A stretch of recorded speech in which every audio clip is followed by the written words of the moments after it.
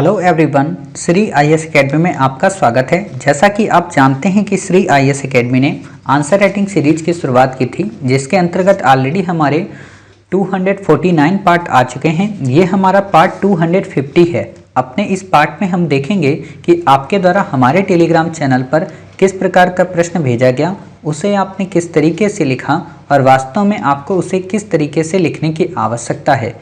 तो चलिए शुरू करते हैं। जैसा कि आप देख रहे हैं, ये प्रश्न आपके द्वारा हमारे टेलीग्राम चैनल पर भेजा गया है। तो सबसे पहले हम आपके इस प्रश्न को पढ़ेंगे, फिर आपके उत्तर को पढ़ेंगे और देखेंगे कि वास्तव में इसे आपने कैसे लिखा है। वास्तव में ये प्रश्न ना होकर एक केस स्टडी है एथिक्स की, और उसी केस स्टडी को आपने सॉल्व किया है। काफ़ी बड़े लेवल पे सॉल्व किया, क्योंकि मुझे इसमें 5 पेज दिख रहे हैं। तो खैर, फिर भी हमारा तो काम ही है चेक करना। चेक करते हैं, देखते हैं कि वास्तव में आपने कैसे लिखा है और इसमें किन किन बिंदुओं को और ऐड करने की आवश्यकता थी, या इसको किस तरीके से लिखने की आवश्यकता थी। ठीक है, तो पढ़ते हैं।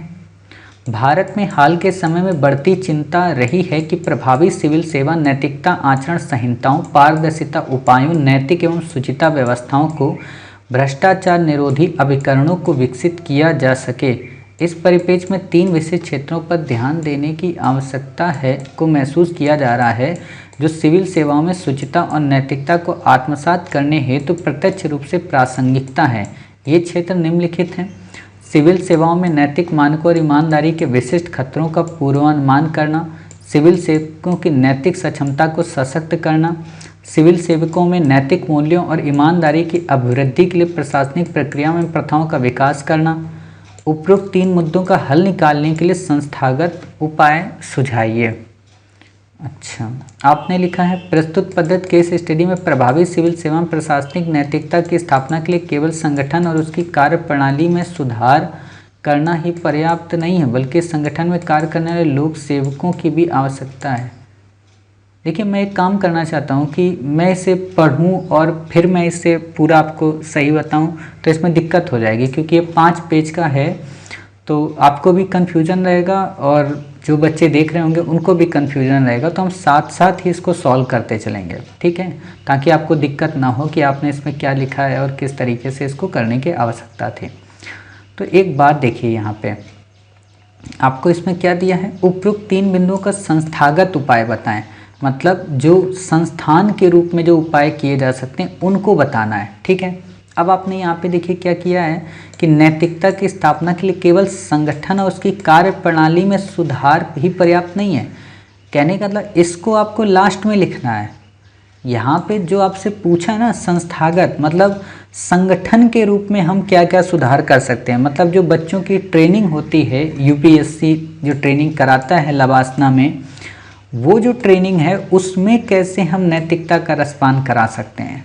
क्लियर, इस चीज़ की यहाँ पे बात की जा रही है। यानी कि हम कौन कौन से ऐसे उपाय कर सकते हैं, हम एग्ज़ाम के पैटर्न को कैसे बदल सकते हैं, उसमें कैसे इथिक्स को इनकलकेट कर सकते हैं, उसकी प्रासंगिकता को कैसे बना सकते हैं, कैसे इंटरव्यू को हम बेहतरीन कर सकते हैं। यहाँ व्यक्ति की बात ही नहीं हो रही है, यहाँ संस्थान की बात हो रही है।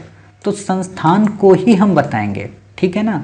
होता क्या है, यही दिक्कत आ जाती है जब केस स्टडी हम करते हैं ना। केस स्टडी के कई सारे पैटर्न होते हैं, वो अब यहाँ पे तो नहीं बता सकते, क्योंकि बहुत ही मतलब एक क्वेश्चन पे पूरा केस स्टडी का मतलब ये होता है एक तरीके से कि पूरी इथिक्स पढ़ लेने के बाद निचोड़ है केस स्टडी। क्लियर, यानी कि सारे मूल्यों का, सारे सिलेबस को निचोड़ के रूप में केस स्टडी में यही दिक्कत होती है। कई सारे बच्चों को लगता है कि केस स्टडी एक इंडिपेंडेंट टॉपिक है और बाकी जो उसका ट्रेडिशनल पार्ट है वो अलग है। बिल्कुल भी नहीं, वास्तव में इसी ट्रेडिशनल का एग्जाम्पल है केस स्टडी, या आप कह सकते हो कि इसी ट्रेडिशनल की प्रैक्टिस बुक है केस स्टडी। आपको अगर ये आता है तो यही आएगा, नहीं तो फिर ये एक नॉर्मल पर्सन की तरह आप सॉल्व करेंगे। ठीक है, तो आप ये समझ गए कि वास्तव में संस्थागत उपाय का मतलब है संस्थागत पहले बताना। ठीक, आपने फिर लिखा है भारतीय प्रशासनिक से, प्रशासनिक से का क्या मतलब, प्रशासनिक सेवा लिखिए ना। भारतीय प्रशासनिक सेवा भ्रष्टाचार और सच्चारिता, सच्चरिता ये वर्ड कब आया, मैंने तो नहीं सुना। सच्चरिता का हनन मुख्य समस्या है। भारतीय प्रशासनिक से भ्रष्टाचार और सच्चरिता का हनन प्रमुख समस्या है, इसका क्या मतलब हो रहा। जिन्हें संरचनात्मक उपायों के साथ साथ हृदय परिवर्तन संबंधी विचारों नियंत्रित किया। देखो आप यहाँ पे क्या कर रहे हो ना, हर चीज को रिजल्ट ओरिएंटेड बता दे रहे हो। आपसे उसने पहले क्या पूछा, देखिए केस स्टडी को समझिए, क्या कहना चाह रही है कि सिविल सेवकों में नैतिक मानकों और ईमानदारी के विशिष्ट खतरों का पूर्वानुमान कैसे किया जा सकता है संस्थागत रूप में, ये आपसे पूछा है यहाँ पे। तो आप इसको ये बताइए कि नैतिक मानकों के लिए हम क्या कर सकते हैं, सिलेबस अपना उसी अनुरूप बना सकते हैं। हम क्या कर सकते हैं, इंटरव्यू में उनसे उसी विषयों से संबद्ध क्वेश्चन पूछ सकते हैं।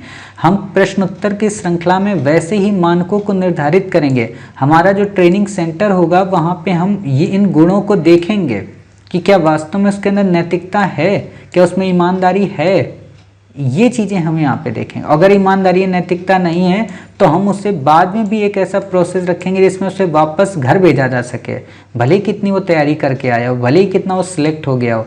यानी कि एग्ज़ाम के प्रोसेस को हम उस अनुरूप बनाने की कोशिश करेंगे, हम व्यक्ति को नहीं बनाने की कोशिश करेंगे। एक बात बताइए आप सिंपल सी, कि अगर मुझे आइसक्रीम को फ्रिज करना है, ठीक है, आइसक्रीम का मान लीजिए मुझे शेप ऐसा रखना है, तो क्या हम करेंगे, उस वाटर को हम इस शेप का बनाएंगे या फिर जो जिसमें आइसक्रीम हमें फ्रीज करना है उस सांचे को हम वैसा बनाएंगे।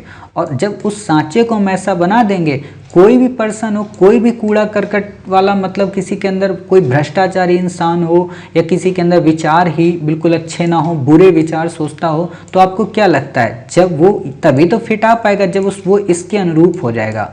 जैसे हम लोग एक बात हमेशा पढ़ते हैं कि यूपीएससी आपके अकॉर्डिंग नहीं चलेगी, यूपीएससी अपने अकॉर्डिंग चलती है, आपको उसे उसके अकॉर्डिंग बनाना पड़ता है, आपको उसके सिलेबस को समझना पड़ेगा, वो आपको नहीं बताएगी।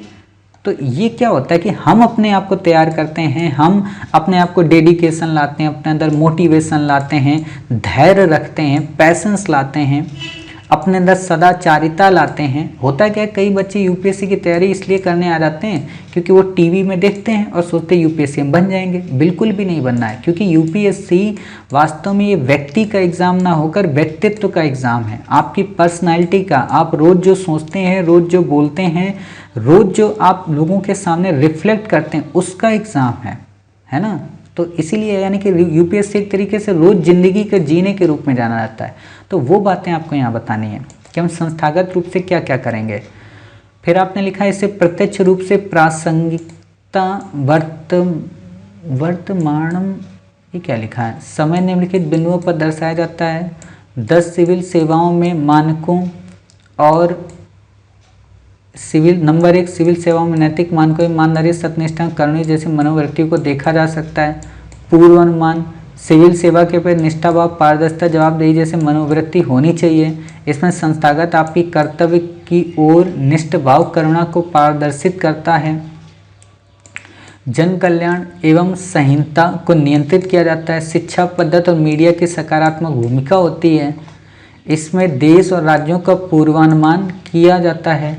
इसका क्या मतलब हो गया, देखिए आपने बताने का कोशिश किया लेकिन इसका मतलब क्या हो गया यहाँ पे, ये वास्तव में इसके अनुरूप ही नहीं है। ये जो क्वेश्चन आपने लिखा है, ये यहाँ पे ऐसे नहीं लिखना होगा, आपको बताना होगा कि नैतिक मानक कैसे हम उसके अंदर चेक कर सकते हैं, ठीक है ना। यहाँ पे तो आपने परिणाम बता दिए, ये परिणामों उन्मुख है, ऐसे आपको इसको नहीं बताना है। फिर आपने दूसरा क्या लिखा, सिविल सेवकों की नैतिक सक्षमता को सशक्त करना। प्रशासन नैतिकता की सक्षमता के निम्न विचारणी है। देखिए आप पहली बात तो ये सोचा करिए, आप जो लिख रहे हैं वो क्या लिख रहे हैं। जैसे आपने यहाँ पे लिखा ना, नैतिक विचारणी है, क्या मतलब होता है इसका। इन भाषा देखो इम्पॉर्टेंट, मैं एक चीज़ फिर से कहना चाह रहा हूँ आपसे, आप 500 आंसर लिख कर भेजें कोई फ़ायदा नहीं, आप 2 लिखें, उस पर 10 घंटे मेहनत लगाएं। अभी आपको 10 घंटा एक उत्तर में देना ही पड़ेगा, आपको अपनी एक एक शब्दावली को गूगल से चेक करना ही पड़ेगा। नहीं तो अगर आप सोचते हैं कि आप काम चलाते रहेंगे तो नहीं चलेगा काम, क्योंकि आपके उत्तर में आप खुद ही देखिए, जब मैं पढ़ रहा हूँ तो फ्लो ही नहीं बन पा रहा, समझ में नहीं आ पा रहा कि ऊपर की लाइन क्या कहना चाह रही। और आप एक चीज़ ये सोचिए कि हम तो इतने विनम्र भाव से आपका उत्तर चेक कर रहे, इतनी ईमानदारी से आपके एक एक शब्द को पढ़ रहे, गलत को भी सही बना कर पढ़ रहे। यूपीएससी नहीं करेगी ऐसा, वो तो सीधे इरिटेट होकर नंबर काट देगी और 0 दे देगी, है ना। तो वो चीज़ें आप मत करिए। पढ़ने में ही जब इरिटेटिंग लग जाता है तो फिर ये लगता है कि इसको कोड कैसे करें, इसको बताएं क्या, इसमें क्या बातें हम बताएं। और दिक्कत ये तब और हो जाती है क्योंकि ये टॉपिक अगर आपने सही से पढ़ा होता तो सही से लिख पाते, तो हम थोड़ा आपको और बता देते। अब ये काफ़ी ब्रॉड टॉपिक हो जाता है तो इसमें हम आपको बताएं ही क्या। अगर हम बताने की शुरुआत करेंगे, नॉर्मल क्वेश्चन जब हम आपको बताते हैं तो वो लगभग 20 से 25 मिनट हो जाता है, और ये तो काफ़ी वैसा क्वेश्चन है जो तो आराम से 30 से 40 मिनट ले जाएगा, है ना। तो इसमें इतना चिंतित ना हो। ये नियमों प्रति अपनी सही करो निष्ठा भाव क्रियान्वयन करता है। ये सार्वजनिक कामों में नैतिक ईमानदारी पर संस्थागत रूप से, बार बार आप वही पॉइंट देखो रिपीट कर रहे हो यहाँ पे, संस्थागत निष्ठावान कर्तव्य बनाता है। सब में यही बातें नहीं आएंगी। नैतिक मूल्यों, मानवीय मूल्यों के प्रति नैतिक कर्मों को पारदर्शिता, हर जगह पे पारदर्शिता वर्ड। सार्वजनिक कानून के सक्षमता को सिविल सेवकों द्वारा सशक्त किया जा सकता है। उदयोक्त, अभी आपने क्या लिखा है, उदयोक्त है कि उपयुक्त है, उपयुक्त कभी आता नहीं है। तथनात्मक को, ये क्या लिखा, तथनात्मक को विषयों से अवगत है, अवगत होता है, जो समाज में आचार संहिता जैसी मूल्यों पारदर्शिता करती। बार बार आपके लिए पारदर्शिता आ रहा है। नैतिक मूल्यों को परिभाषित व सुबद्ध, और नैतिक मूल्यों को परिभाषित और सुबद्ध करती। देखो बार बार वही वर्ड है ना, नैतिक मूल्य पारदर्शिता, नैतिक मूल्य पारदर्शिता। इससे क्वेश्चन नहीं होता है, ये तो फिर आप भाषा से खेल रहे हो। यूपीएससी खेलने वालों को कतई नंबर नहीं देती है। विचारों क्रियान्वयन में जवाबदेहिता भूमिका निभाती है। फिर आपने लिखा सिविल सेवाओं में नैतिक मूल्यों ईमानदारी की वृद्धि के लिए प्रशासनिक तौर पर कार्यप्रणाली थोड़ा ना, कार्यप्रणाली होता है। मुझे ऐसा लगता है जब आप लिखते हैं तो आप ये देखते नहीं कि आप क्या लिख रहे हैं, है ना। तो इन चीज़ों में सुधार लाइए। देखिए मेरी बातें कठोर हो सकती हैं लेकिन आप ही के लिए फ़ायदेमंद है कि प्रक्रियाओं प्राथमिकताओं पर लिया जा सकता है। इसके अलावा उपयुक्त 3 मुद्दों के तौर पर निम्नलिखित संस्थागत रूप से उपाय का सुझाव अब आप बताने जा रहे हो। संस्थागत उपाय, संरचनात्मक उपाय, भारत में लगातार भ्रष्टाचार निवारण व जन कल्याण अभियोग निराकार हेतु गठित संस्थाओं तथा केंद्रीय व राज्यों अन्वेषण ब्यूरो, आयोग, लोक शिकायत निदेशालय, मंत्रालय, विभागीय सतर्कता समितियां आदि प्रभावी बनती हैं। जैसे आज वर्तमान सही से लिखो भाई, बिल्कुल। ये तो ऐसी चीज़ें हैं, आप कम से कम क्लास 12 किए होंगे, ग्रेजुएशन भी कर लिए होंगे, तब आपकी हिंदी ऐसी कैसी हो गई भाई?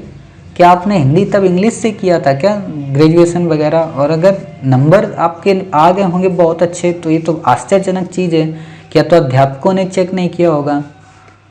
वर्तमान समय कोविड महामारी चल रही है, जो भाई क्या लिखा है, जो आकस्मिक न आपूर्ति को पूर्ति किया जा सके, जिससे व्यक्तियों का जान बच सके। इसका क्या मतलब है? हृदय परिवर्तन, भारतीय प्रशासन में विद्यमान इस सर्वव्यापी समस्या की नितांत करती है। क्या नितांत करती है? तथा वास्तविक सुख सुविधाजनक भौतिक होता है भाई, जीवन व्यतीत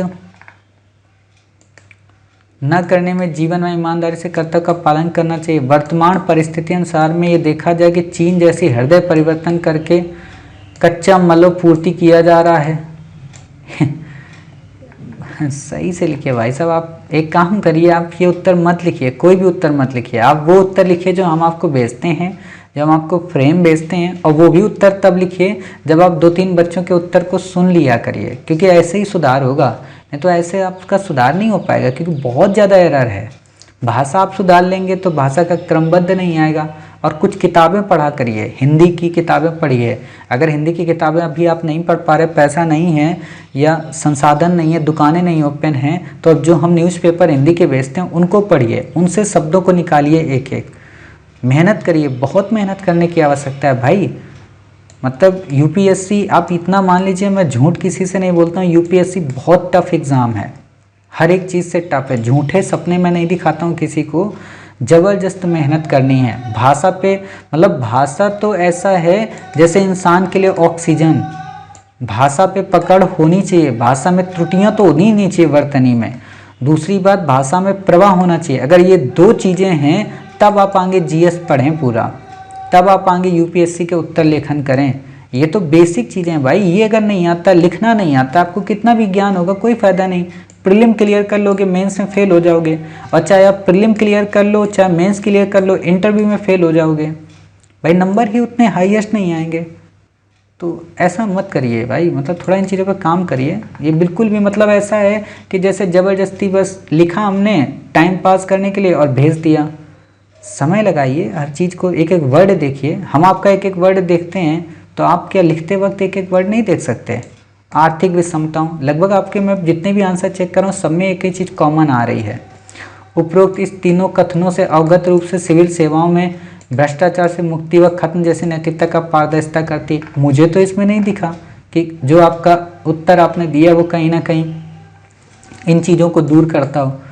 भाई सिंपल सा आपको बताना है कि कौन कौन से कानूनी प्रोविजंस हैं, सरकार ने कौन कौन सी स्कीम्स चलाई है, कौन कौन से पोर्टल हैं, सरकार के कौन कौन से इंसेंटिव्स हैं जो लोगों में नैतिकता के आचरण को प्रोत्साहित करते हैं, उनमें भ्रष्टाचार के प्रति बिल्कुल दूरी बनाने का प्रयत्न कराते हैं, उन्हें इस बात से अवगत कराते हैं। सीवीसी संस्था का आप जिक्र करिए। ये सारी चीज़ें देखिए, जब उत्तर लिखा जाता है ना, सबसे टफ प्रोसेस है उत्तर लिखना भाई तो ऐसा ही करिए। बाकी आप इसको मेरे हिसाब से बिल्कुल भी नहीं सही है। या तो आपको इस फील्ड का नॉलेज नहीं है, मतलब एथिक्स का पूरा नॉलेज नहीं है, आपने बस देखा कि चलो आज एक केस स्टडी लिखनी, लिख डाले।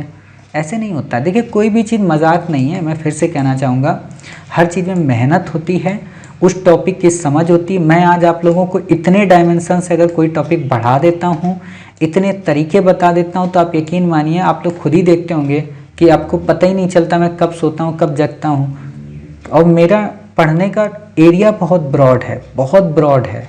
मतलब मैं एक ही टॉपिक को लगभग 50 किताबों से कवर करता हूँ।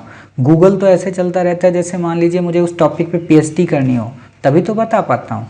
तो ये काम आप भी करिए, मतलब बिना सर्च बिना रिसर्च, क्योंकि आपका कंपटीशन ऐसे लोगों से आप सोच भी नहीं सकते हैं, मतलब तो ऐसे काम नहीं चलेगा। और मेरा यही मानना है कि अभी आप विषय से इतर कुछ न लिखें, ना ही आप ऐसे लिखें, ना ही आप ये एथिक्स को लिखें। जो आप पढ़े हों, जिस टॉपिक को काफ़ी गहन से, अभी आप उसे ही लिखें, बाकी कुछ भी ना लिखें। लिखने से कोई फ़ायदा नहीं। आप बताइए, आपने इतनी मेहनत करके इसे लिखा, मैंने तो इसे कट कर दिया ना कि कहीं से अच्छा नहीं है।